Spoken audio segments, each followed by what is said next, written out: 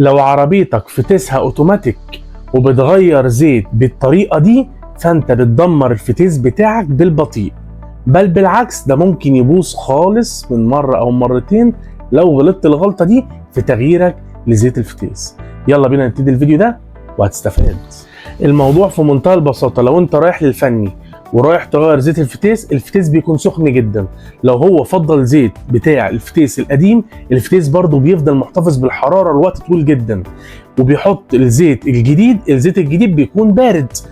الزيت البارد لو اتحط على الفتيس او جوه الفتيس، قلب الفتيس بيبقى سخن جدا. الموضوع ده بيسبب مشاكل وتلف لاجزاء الفتيس الداخليه، لان في منتهى البساطه الفتيس بيكون سخن جدا والزيت بيكون بارد جدا. ايه المشكله يعني؟ المشكله بقى يعني في شغلتنا دي ان كل واحد فاهم ان هو فاهم، وكده مش ممكن يفهم. بالك بقى لو فاهم ان هو مش فاهم، كده ممكن يفهم. حضرتك فاهم؟ لا مش فاهم. يبقى هتفهم.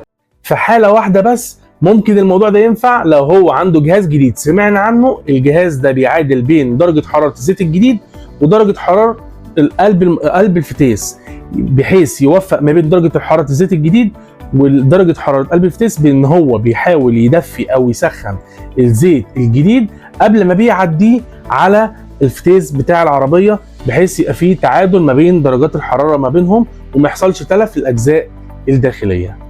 يفضل تروح عشان تغير الزيت بتاع الفتيس بتاعك، تصبر وقت كافي جدا لغايه اما الفتيس يبرد تماما، وبعد كده تبتدي تغير له زيت الفتيس. وفلتر الفتيس برضو مهم جدا يتغير مع تغيير زيت الفتيس، ويفضل الزيت يكون زيت اصلي عشان تحافظ على الفتيس عربيتك الاوتوماتيك اللي النهارده بقى بمبالغ ضخمه جدا، وتحافظ على عربيتك وفلوسك.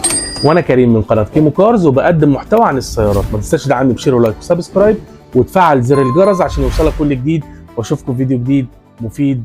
سلام.